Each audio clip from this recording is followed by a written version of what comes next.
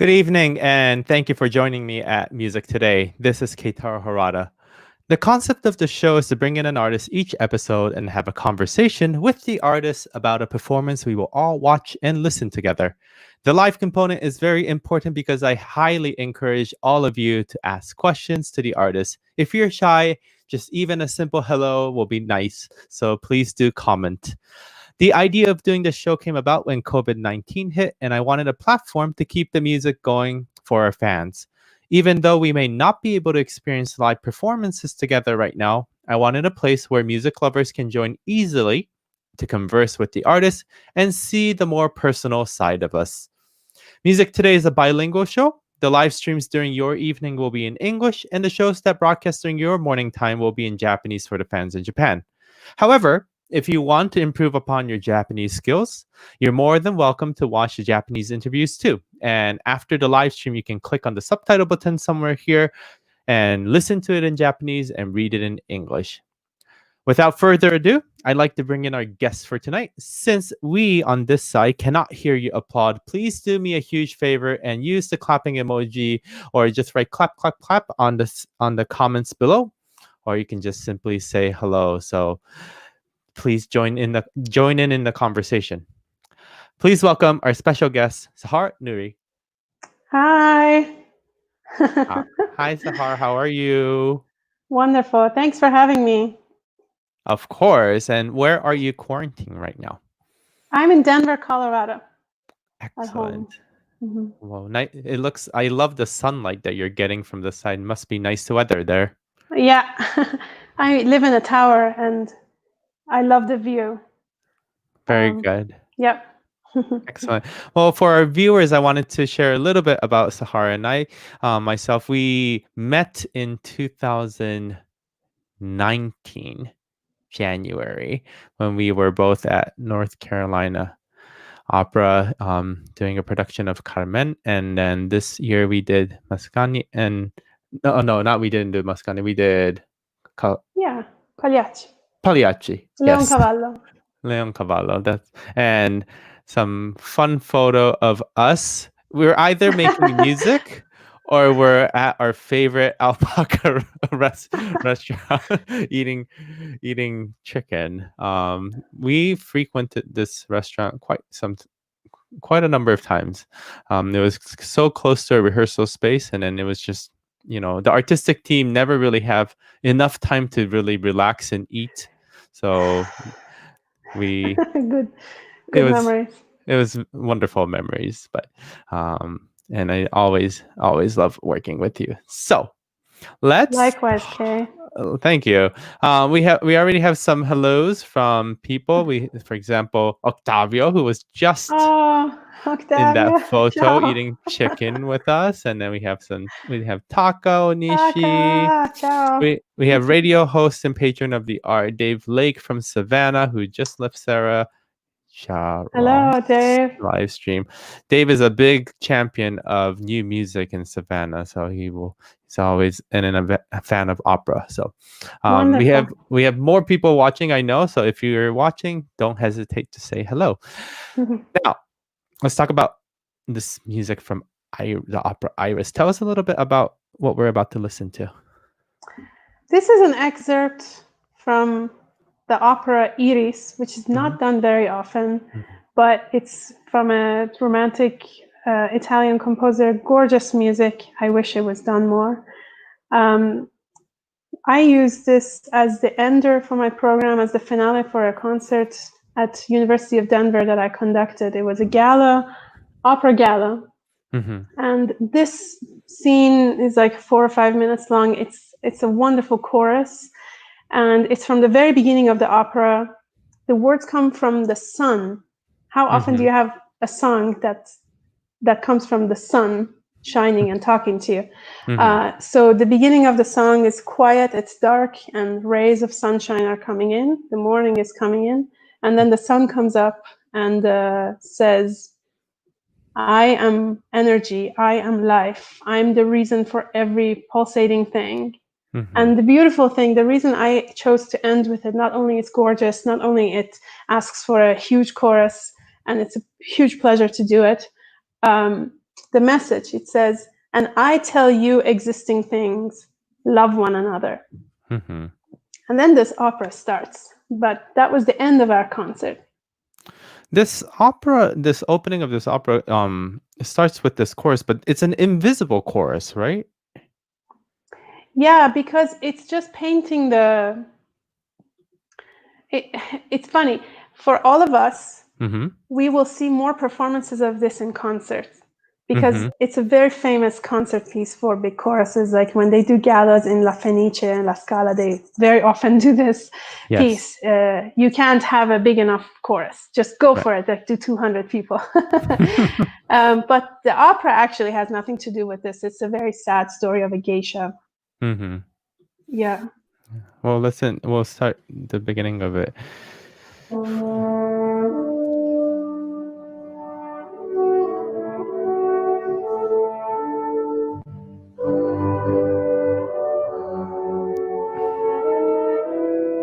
Oh, actually, you know what? I had to pause for just 1 second because I know I did something funny on the screen share right now that the sound is not actually going out. Oh, okay, one more time. Sorry about that, Sahar.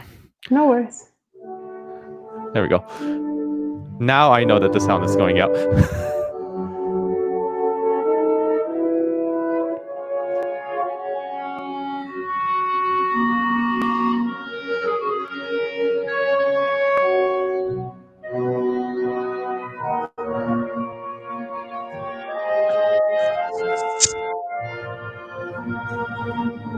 So things gradually get louder and louder, and the full sun becomes visible.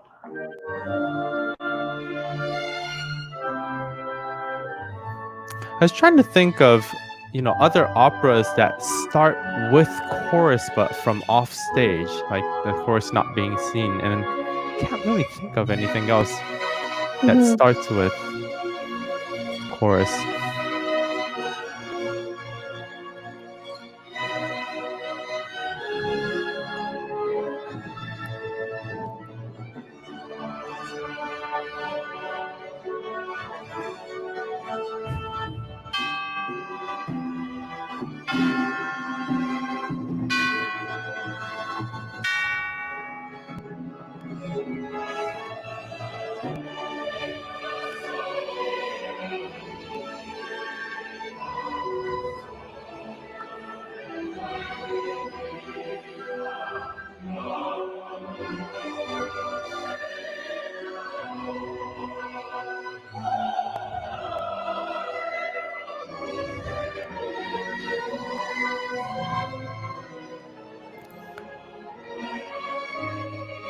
How big is their chorus here at the university? This was about 70 people. Wonderful. This was a collaboration, actually. This was all of our students, voice students, plus a number of members of the Opera Colorado Chorus. I see. Yeah. Would you like to skip to the end? Sure. Let's. I was thinking how the music, the context of the music and your shiny jacket kind of fits perfectly, doesn't it? Because we're talking about the sun. Yes. You're blinding us.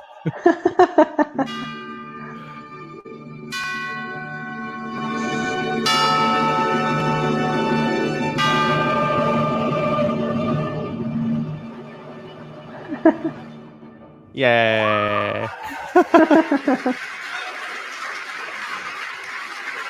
So exciting. I've actually never seen the opera live. I've only, I know this music because of gala concerts and chorus concerts. Have you seen it? Only on video. No, it's not done often enough. In Europe, of course, but in America, no chance. I wonder if universities will do the productions. I've just never come across it.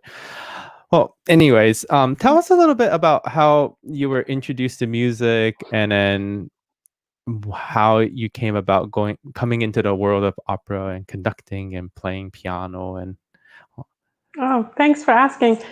I was an 8-year-old child, and my mom did this great thing for me. She didn't even ask me. She signed me up for a music class, ORF method music class for children, and that was the best thing. Once I started, there was no stopping me. And my parents had to, when they came to pick me up from the class, they would be like, 1 hour later, please, let's go home. Because I was crazy about it. The class would end and I would go to the teacher and be like, can you show me this other thing? Can you show me this other note?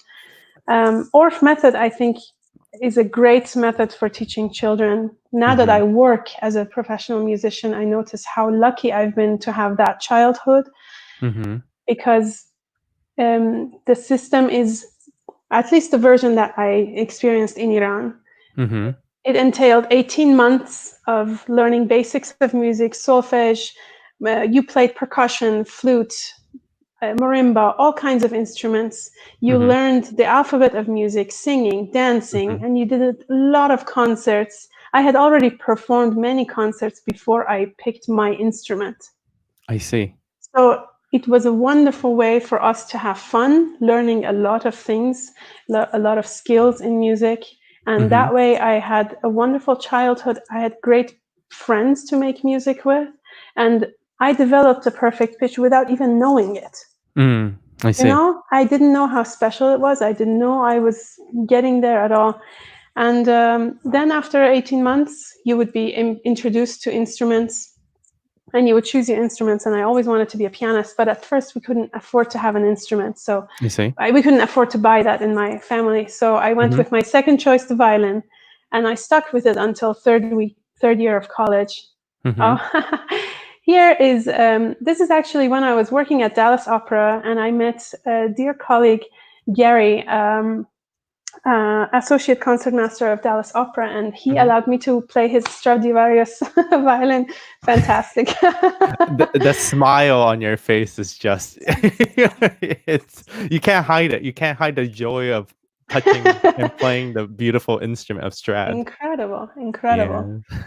Gary Levinson is a wonderful violinist, and I worked with his son because he was a cover for Miles in Turn of the Screw, the production I was doing. Yeah, so Gary was just hanging out backstage, being a parent, watching his child. Oh, that's wonderful. Yeah. Well, and then so you started off with the violin, and then where does piano come into play? So 2 years later, my dad bought us a piano, and me and my 2 other siblings, we started learning piano and practicing like crazy, running the neighbors crazy. And I went to university majoring in violin because my teacher was the principal teacher, and it was just a matter of having the best teacher you can. And then my brother moved to University of Michigan to do his PhD in engineering, and he started calling me saying, you have to come here. You need to be here. It's a great school. So I moved to University of Michigan, and funny enough, they accepted me as a pianist, not as a violinist. Okay. Yeah. So that's when I started focusing on piano at age 21. so a lot of things came later to me compared to my friends who, especially coming from Asia, things start much earlier. That's right? true. Yeah. And I started piano only when I was 12 years old. Mm-hmm. And still, And this I is always right now. You were in a route of becoming a concert pianist. exactly. But the magical ingredients were in Iran. Iranians love poetry, and I'm no exception. You go hiking and you read poetry and you sing songs all the time. Even one of the games that I played and was very, very good at in high school was a poetry game where you have to sing things from memory. And so you sing a couplet and I have to start the next couplet with the last letter of the one you said. So you have to memorize a lot. So then I come to University of Michigan and I had to take an accompanying class. And I was assigned to learn some songs by Schumann and Schubert. And I had studied German at home privately with a very good teacher who had lived in Austria. I loved the German language. I loved poetry. And now there was poetry of Schiller and Goethe and music of Schumann. And plus, on top of that, you got to make friends with a nice singer. And, singers are great fun. Yeah. So I was like, I'd be crazy not to follow this. This is great. Much better than practicing 7 hours alone. Were you exposed to opera growing up? Yes. We had, in Iran, it's performances of opera are not encouraged. There are certain limitations of what can be presented on stage theatrically. So I saw an opera live, only a concert version. Ellie, thank you guys for being here. So I had only seen a concert version of an opera written by an Armenian composer. I had never seen Mozart operas, Puccini operas until I was 22 years old. Well, I saw videos, but nothing live. But what was the first opera that you saw live? Live that I remember very well is Così. I saw that at the Met. So when I was in Iran, I had great recordings of Maria Callas, video recordings, and I revered those. I was mesmerized by her and the expression. And I had great CDs of La Traviata. I loved, still do, Verdi. It's just, I didn't know the Italian, didn't know the story because I didn't know English so well to read the stories. So it was just the music that was just capturing me so profoundly. Then when I came to America, I thought, well, I should check this thing out, opera. So one time when I was in New York, I bought myself a ticket to go to the Met alone with no background. And I saw Così fan tutte and I fell asleep. And I was like, why are they singing in Italian? Why so loud, so high? What is this? It was different from the experience that you experienced from the recordings than watching it live. So there was a big gap probably. Yeah, exactly. And Traviata moves a lot faster. It does. Così feels like, well, those recitatives, if you don't follow or if you don't enjoy, if you don't know what's special about people singing high, then it's a lot of loud it's a lot of to singing. listen to. That's so funny. I actually didn't know that about you, and it's now you are the opera person, but your first experience at the Met, you fell asleep. That's really funny. Yeah, and it's very interesting for myself because I've worked at a lot of different companies, but working at Houston Grand Opera has been very influential in building my skills, in me meeting other artists and really learning about what it is to make opera. Because watching opera is something, but being in the factory, in the industry, the very, very hardworking group of people, and knowing how complicated it is, it's a very, very different experience. And the first thing that I did at Houston Grand Opera was, Yes, here is Miss Horn, which whom I met 2009, so almost 11 years ago. And this was a training program, of course, before I was at Houston Grand Opera or Utah Opera. This was my first encounter with operatic artists, and it actually has a funny story because this is in Santa Barbara at Music Academy of the West, and I knew nothing about it. In college, when I was in Arizona, my roommate told me, very experienced pianist, she told me, hey, let's go to Santa Barbara. I'm going for an audition. You just come with me because Santa Barbara is so beautiful. And I said, okay, well, what are you auditioning for? Maybe I'll do it too. I auditioned for the Music Academy and got in as a vocal pianist. And my friend didn't get in that year. She went for a second time another year. But so I'm saying just by chance, I got to study with this fantastic artist, Marilyn Horne. And of course, at that time, I was so green. I couldn't sight read well. I knew nothing about opera. I had soul, and I had a lot of curiosity and persistence. You know, I practiced my butt off. But it was there. It was with Miss Horne that I was assigned to play some voice lesson for a very dear colleague who, in my opinion, Ronita Miller. She's a wonderful mezzo soprano or contralto, and she already sounded like $1 million to me. And then we would be working with Marilyn Horne, and she would say, no, can you turn this a little bit that way? Can you think a little brighter and a little bit darker here and do this? And all of it was Greek to me. But then suddenly Ronita, who sounded amazing, was like gold. And I was like, wait a second, what just happened here? I want to learn that magic. So that's when I realized I have to do opera. This is the thing for me, because there's nothing as beautiful as the human voice and what it can express.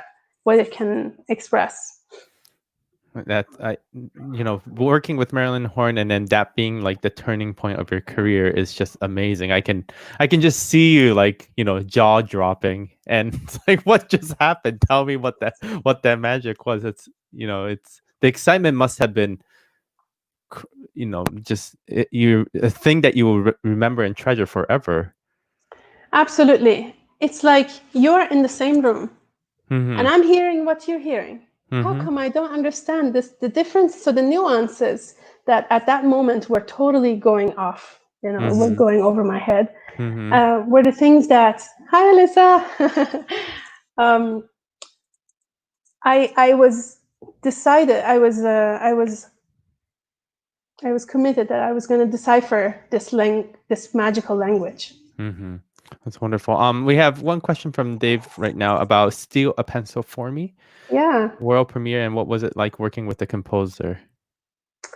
Yes, thank you. That's a great question. Actually, I've done several world premieres with the composer there, and they all have been great pleasures. It's very interesting, especially with contemporary music. Well, contemporary music of our time has certain challenges, right? We don't necessarily write easy music these days. Sometimes there are executive choices you have to make as a conductor, as a chorus master. You have to help the composer. And the composers I've worked with, Gerald Cohen, Laura Kaminsky, Greg Spears, these people who wrote, so thoughtfully, they wrote their music so thoughtfully, they set the words so well, yet they were so open to the opinions, to the practicalities, to what worked for the performers. Or Laura or Gerald, they would ask your opinion about what can we do here to make it better. It was very collaborative effort and very enjoyable working with them. Wonderful. Of course, it's super hard because you have no point of reference. And a lot of times when we are doing new work in American companies, the amount of time we have is much less. Very like limited. For Steal a Pencil, because budget, we don't know how well it's going to sell. It's nothing like Carmen. So Steal a Pencil for Me, we did in 17 days.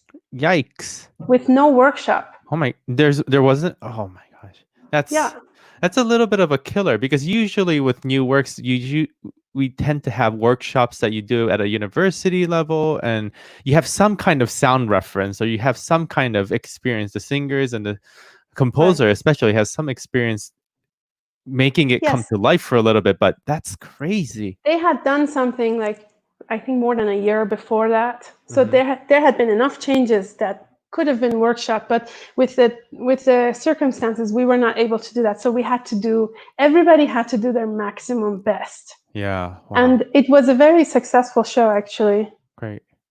Fantastic. Tell us about your new project, Dandelion Opera Institute. So I thought about this 10 weeks ago. Yep. And now it's going to happen in exactly 1 week. So 11 weeks to put together something perhaps I didn't realize how large an effort it was, but if you know me, if any of the friends watching know me, you know that I don't stop because of something being hard. So I just go at it, and I was committed because I think it's a great idea to put people together. The reason I came up with this idea is, now I work at the University of Denver. I work with a lot of younger artists, and just seeing the excitement of people when they learn something is the biggest reward for me as a teacher. And when I see how sad my students were losing their opportunities to attend Aspen or other music festivals, it made me so sad. And also, I'm lucky to be a professor and still have a job to do, but many of my colleagues lost their jobs. You know how it is. And I just saw this as an opportunity. Why not we put these people together? I am a connector here, basically. Yes, I coach and all of that too, but I know so many amazing people. I think that's the best quality about me, that I surround myself with people smarter than me.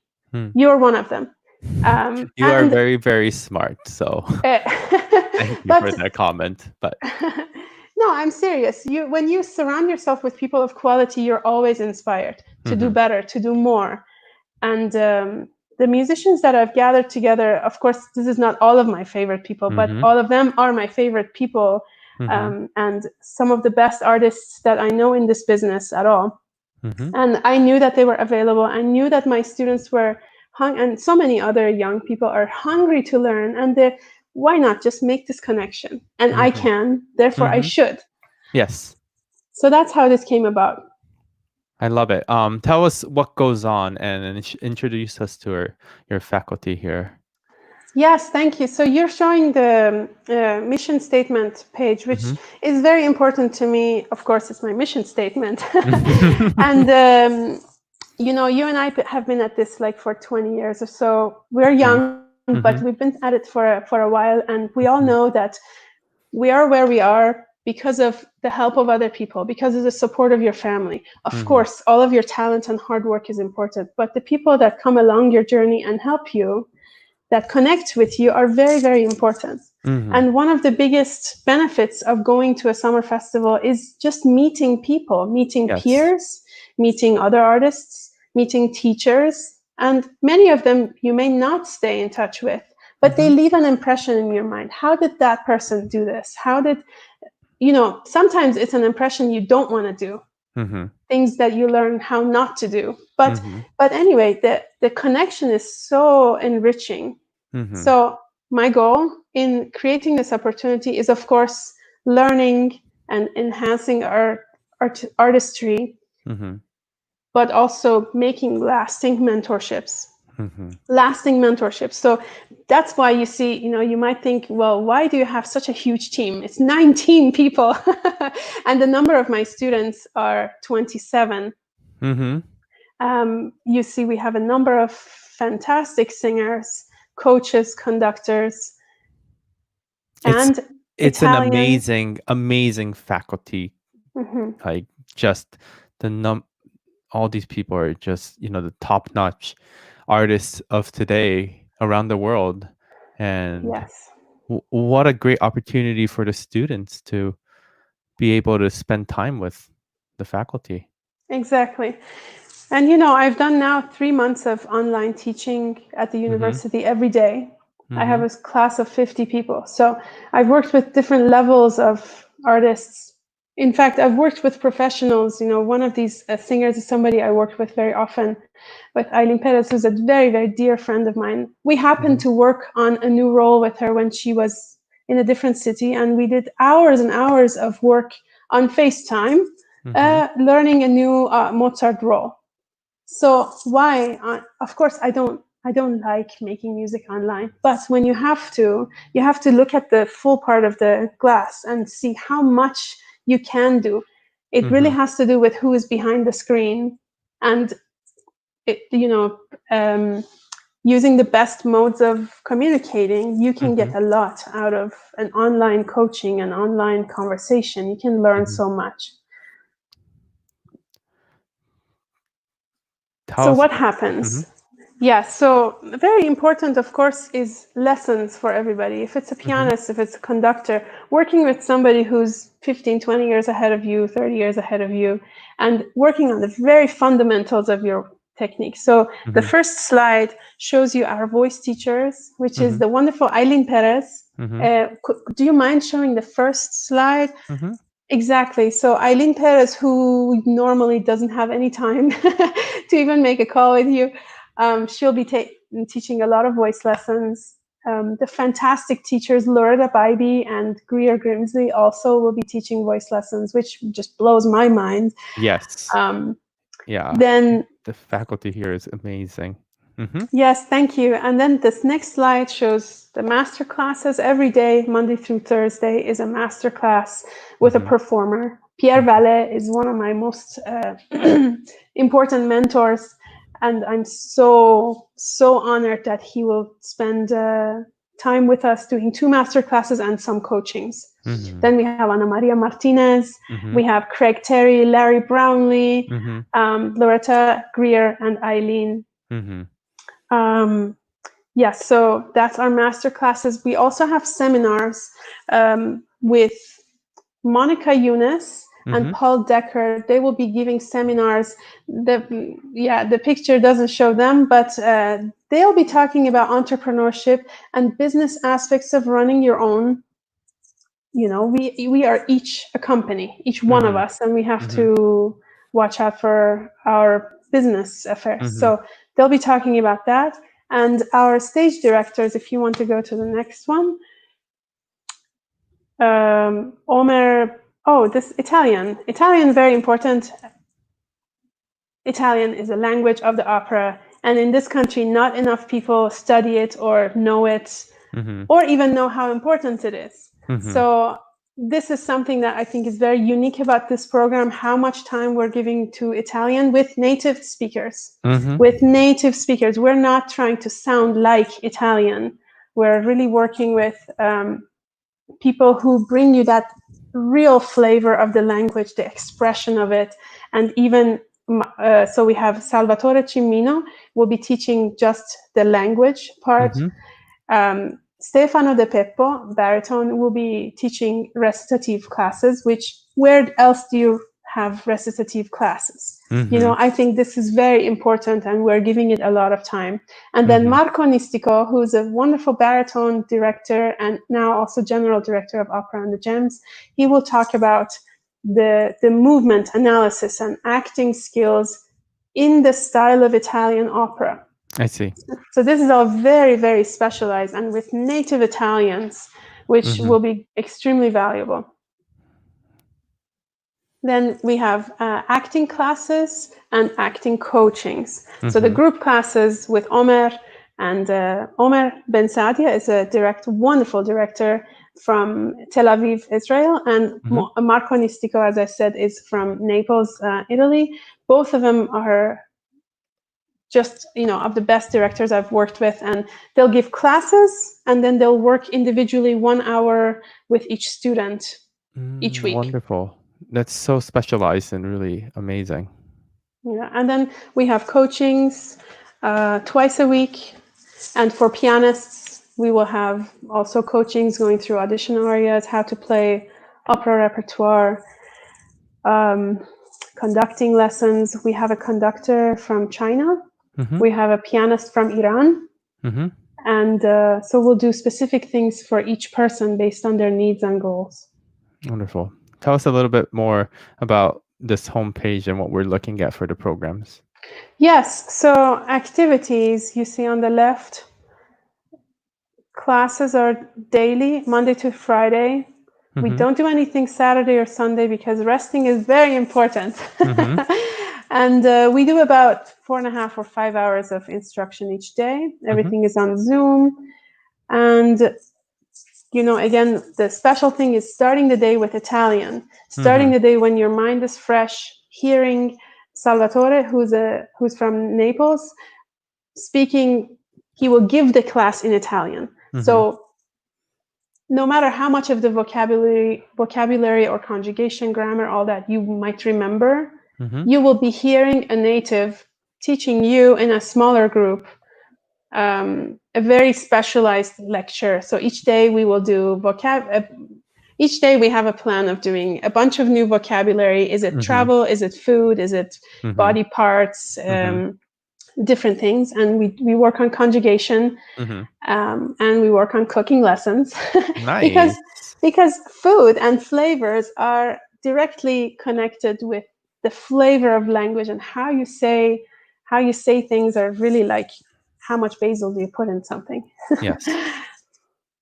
Wonderful. And then for as far as participating, you have your students, you have the passive students, but tell us about this one event, observe a single event option. Yes. So what the program offers is a combination of group classes. Those are all open to the public, and individual lessons. Individual lessons are not open to the public, clearly. But as you see here, you can buy tickets for Arts Entrepreneurship, which is a seminar by Monica Yunus. If you click on it, you can see the teacher, you can see a blurb about what is included. And each day ends with a master class. First day is Eileen Perez, then is Greer Grimsley. These are all listed. If you would like to, for example, click on masterclass number any. Okay. Then you can see the artist presenting it, and you can purchase. Gotcha. Very easy to navigate, so that's wonderful. Yes, and then we will take that name. We have a waiting room for the Zoom. We have a list of people who are invited for that day, and that's it. So, it's not only is it for students or young professionals who are in opera, but you can also, if you're an enthusiast of opera or just vocal singing, they can also participate and spend time, watching the master classes or the performances, which is makes it more, open to everyone, which is wonderful. Exactly. I think anybody thinking about doing their own entrepreneurial efforts will find, for example, the business class is very interesting because Monica talks about how to write network, how to write grant letters, how to write introduction letters. We will actually do assignments for our participants where they write cold letters to somebody, and then Monica will help them make it better. How do you introduce yourself? Or Paul Deckard, our CFO at Opera Colorado, managing director, he will talk about business, about contract laws and clauses and negotiation.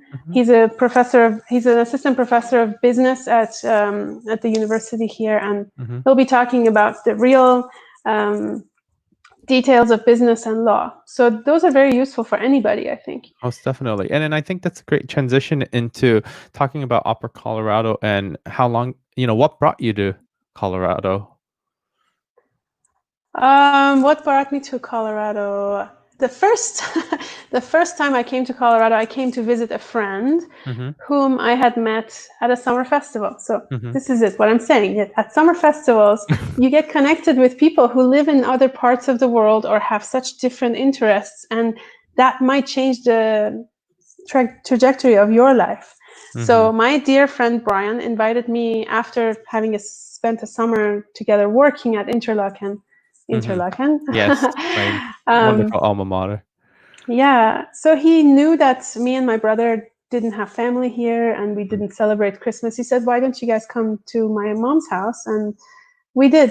So we went to Colorado Springs and I was like, this place is amazing. It's gorgeous. And it's similar to Tehran because my hometown is near the mountains. So I love being in Colorado. But later on, I've worked at Aspen and I came to Colorado working because I met Ari Pelto, this fantastic conductor at, yes, that's at Upper Colorado. So Ari, who's the music director of our company, conducted a show that I was a part of at Merola Opera. And when I had finished my training at Houston Grand Opera, he invited me to do a show with them. And after that, I stayed. That was 4 years ago. And this, what you see here, is a student matinee performance of Barber of Seville, which I conducted. I played harpsichord for the main stage. I conducted the second cast. And yes, I was chorus master. And this is the fabulous Opera Colorado chorus. These are the guys because this was Barber of Seville. I see. For those who know Sahar, I think you're very not good at being unbusy. So like you love being busy. It just seems like my impression of Sahar is like you're just always go doing something. And one of the photos that I want to share to everyone is this one, which like tell us what was going on around this time, because it was just almost impossible and mind-boggling to see all the events you were doing in one particular semester. Yes, well, I was already contracted at Upper Colorado to, I'm chorus master, pianist, and assistant conductor. So this was the first. This picture you see is from November 3rd, 2019, and I was already contracted to conduct the second cast of Barber of Seville at Upper Colorado on November 7th. Then in April, I got hired by University of Denver to be the music director of the opera program at Lamont School of Music. And then there was this event, the biggest event of the fall quarter, November 1st and November 3rd. These were concerts with the school's symphony orchestra and the entire opera program. And I was invited to conduct it. Well, what am I going to do? Not do it? Of course. Of course you're going to do it. Of course. I mean, I'm not going to say no to either of them. And they are all wonderful things. I just had to work really, really hard because at Opera Colorado, when we do works in the fall, I'm the pianist, assistant conductor, and chorus master. There's no other pianist. So I'm playing all the rehearsals. I'm rehearsing the chorus. I'm taking notes of the conductor, conducting details, working with orchestra, assisting Ari, who is he doesn't make me work too hard, but of course it's a whole show, it's a whole score, and you need to know everything. So then on the other hand, I was music director of this program at the university, and it was my first time, it was my debut at both places. So it had to go absolutely my best, as every time. That's the demand. So it was crazy. It was crazy. I want to share a little bit of a video of you you working with the chorus, and then I think this is an excerpt from with the Colorado chorus, Upper right? Colorado, Colorado. yeah. Okay.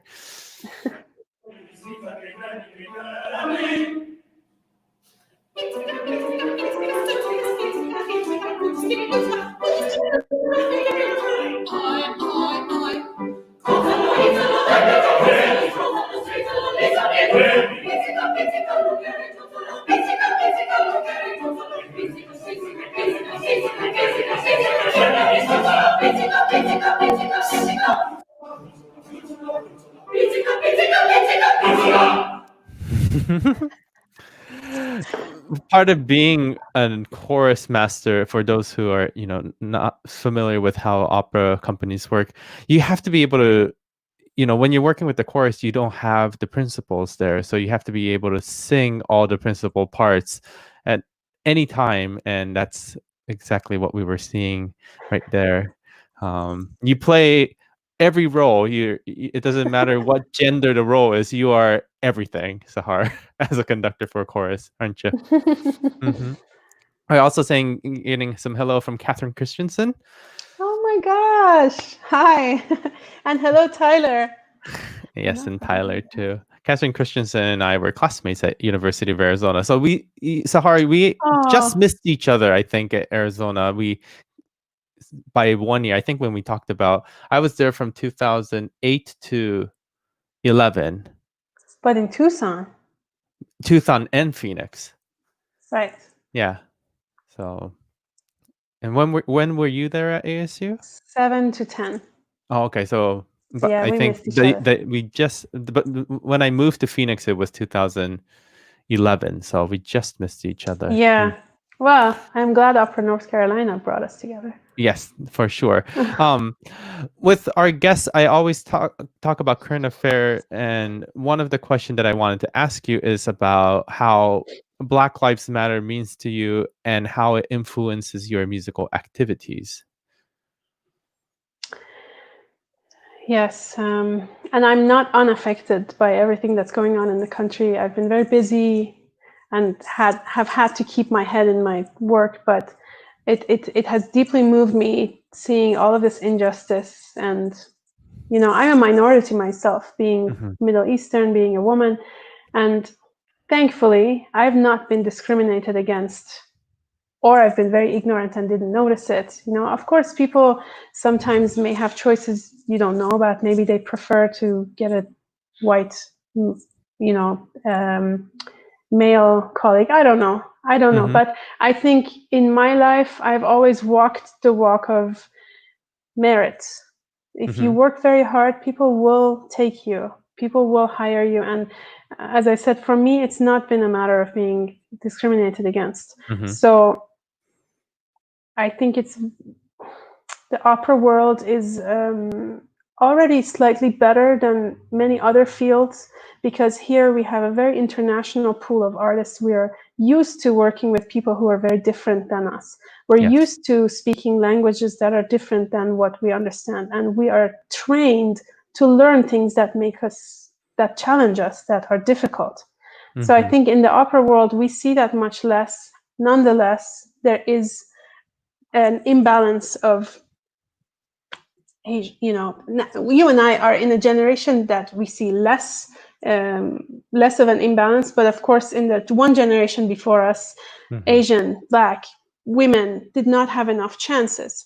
So of course there is more room for improvement. And how I think about it is, I am lucky to now be in a position to accept somebody, or give an opportunity to someone, or be a mentor to someone. With the little that I know, I can make connections for people. So I try to be mindful whenever I can to take people's background in consideration, thinking who might need it more.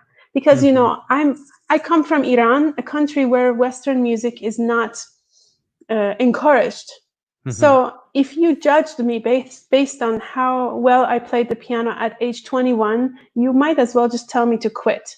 I play. Yes, of course, I played. I had musicality and everything, but you have to see the roots of somebody, and you have to guess. You have to hope for them to grow. You have to hope that if I provide this, which this person hasn't had so far, they can go that far. And you just need to want the best for people. So that's what I do. I try to make opportunities for people when I can. And then I think what you said at the beginning was really true about, in the opera field, we are more diverse on stage. And that's just how it is, it just happens to be, and it's by merit, and it's wonderful that it's not just one-sided, and that the opportunities are available for anyone who is able and has worked really hard to be on that stage. Yes. So just by the fact that we work with international people, this reminds us that the world is bigger than what you're used to. Right. You know, I'm talking to you, you're like 12 hours away from me. And yet we're in the same world. We experience the same feelings as human beings. So being in a diverse city, town, field, this all reminds you how small you are and how there are many other ways to live. And something that I always think about is when I was younger, I didn't believe this, but just by being artists and just by making the decisions you make, you inspire people. Right. You know, you and I could have been doctors and made a lot more money, right? But when somebody who is a doctor sees you and realizes you're not dumb, you're not any less important, yet you have decided to spend your life making music, that makes them think about the importance of arts, and that there must be a lot of reasons, maybe I don't know them, but there's a lot of value in what this person is doing. Same with decisions that we make. I think we make an example for people that work with us. If the way you work, you know, you set the temperature for the room when you're conducting or rehearsing. If you are nice to the colleague, to the singer, they're going to be nice. It's just going to trickle down to the other people. So by every one good choice that we make, we're going to make a ripple effect in the world. So I think we don't have to sorry. Anyway, wanted to say we don't have to do huge things to make an effort. Every one little thing that we do can go a long way. Definitely. The other current affair that I always ask our guests is about COVID-19 and how, you know, performing music has become such a routine activity for us for many, many years. We've never really thought about having an audience or not having an audience. I think we've taken it for granted that there was always an audience as we, you know, perform more frequently. Then all of a sudden, because of this crisis, performing in public has become extremely difficult. So my question to you is, how has your attitude towards music and performing for an audience changed? Right. Yes, you're right. I agree completely that things are very different when you have an audience. Even when you have an audience, but they're live, like digital, the effect is very different. Very different. I think being in one room with people and sharing their energy. The energy, yep, exactly. Yeah, that's what makes it super exciting. However, again, what are the values to music? One is expression. Why do we make music? We have something to say, and music is a way to say that. So COVID-19, you're home. A lot of people are spending time with their families, or they have to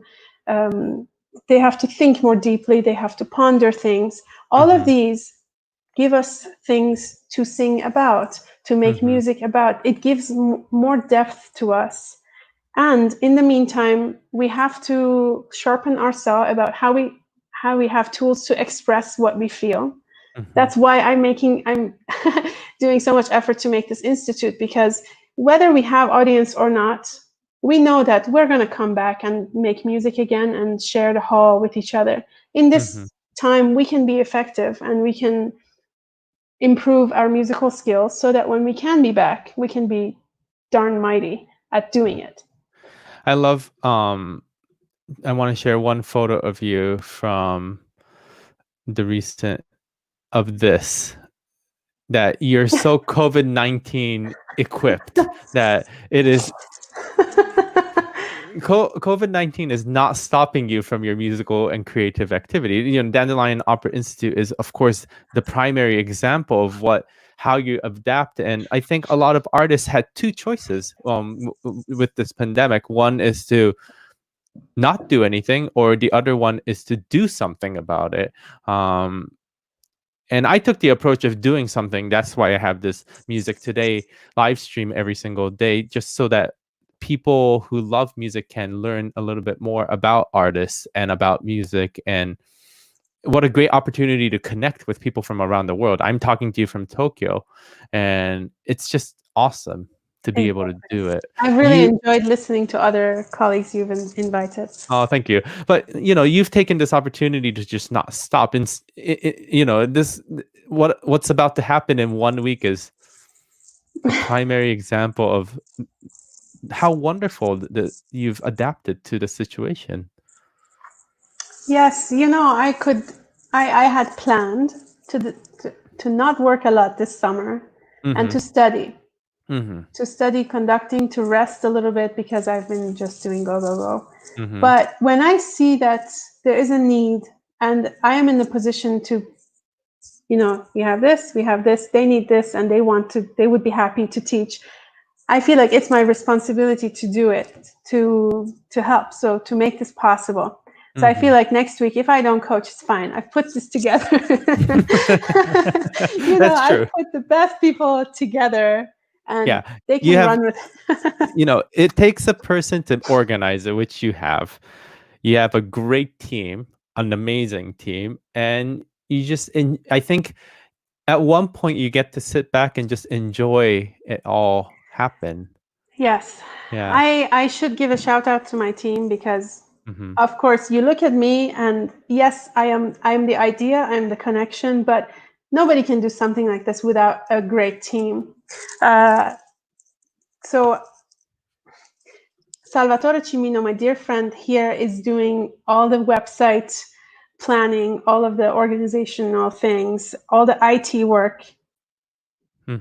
Yes, on the lower role. So he's also the Italian teacher. He's from Naples, Italy.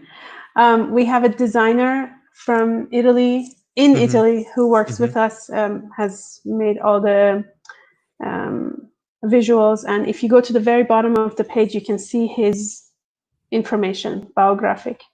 You can see the information for website design and the visual graphics. We have a friend in London who's giving us advice on marketing, and Eileen Perez, is a great colleague who has helped me fine-tune the goals that we set for the students and the classes that we teach, and so she plays a big part in making this all come together. I have one question that I want to share to you before we close our program, which is, do you have any suggestions on how to motivate students when we can't give recitals during COVID-19? How to motivate students? My own way is, as teachers, a lot of times our job is to listen, pick things to correct. But my agenda most of the time is listen, pick the best thing, make sure they know it. Make sure they know when they do super well. Make sure they know when they're shining.